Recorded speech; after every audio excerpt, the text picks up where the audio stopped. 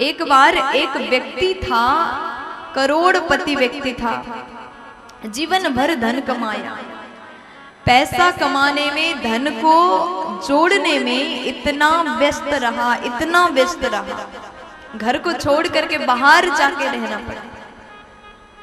अपने परिवार के लिए, अपने बच्चों के लिए टाइम नहीं दे पाया। खूब धन जोड़ा, खूब संपत्ति जोड़ा, ताकि अपना जीवन अच्छे से कटे।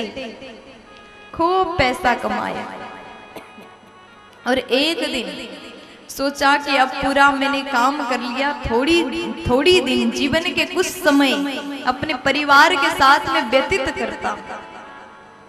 उस व्यक्ति ने सोचा कि मैंने जीवन में बहुत कमाया, लेकिन जब तक गृहस्थ आश्रम का आनंद तब है जब आप परिवार के साथ में रह करके दुख सुख के दो बातें कर पाओ। उसी को गृहस्थ आश्रम कहते हैं।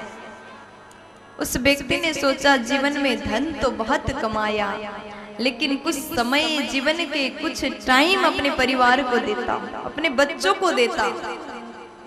लेकिन जिस दिन उसने सब कुछ छोड़ करके अपने घर जाने के लिए फैसला किया, वो जाने वाला था, लेकिन उसके पास में यमराज जी आ गया।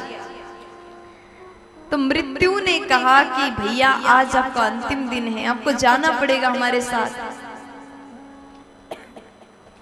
तब उस मनुष्य ने कहा मैंने जीवन भर बहुत धन कमाया और अंतिम समय अपने परिवार के साथ रहना चाहता हूं। यमराज जी बोले देखो भैया आपका टाइम तो पूरा खत्म हो गया, अब आप चाह करके भी नहीं जा सकते।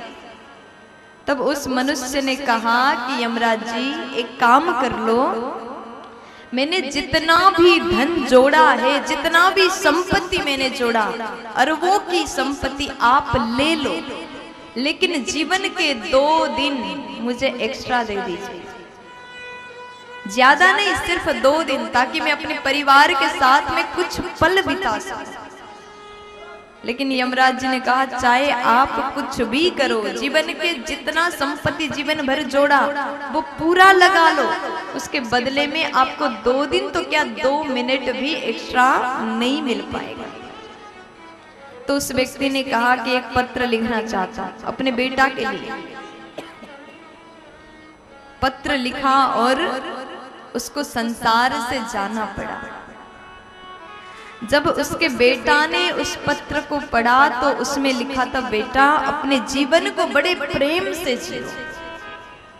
मैंने जीवन भर अपने जीवन को बर्बाद कर दिया केवल कमाने के लिए, अपने पूरे जीवन को कमाने के लिए लगाया।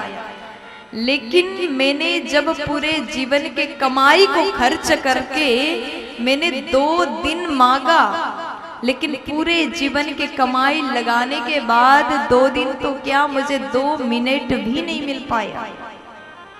इसलिए अपने जीवन में फोकस केवल कमाने के लिए नहीं, अपने परिवार को भी थोड़ा टाइम दो, अपने प्रभु के प्रेम के लिए, भक्ति के लिए भी थोड़ा समय निकालो।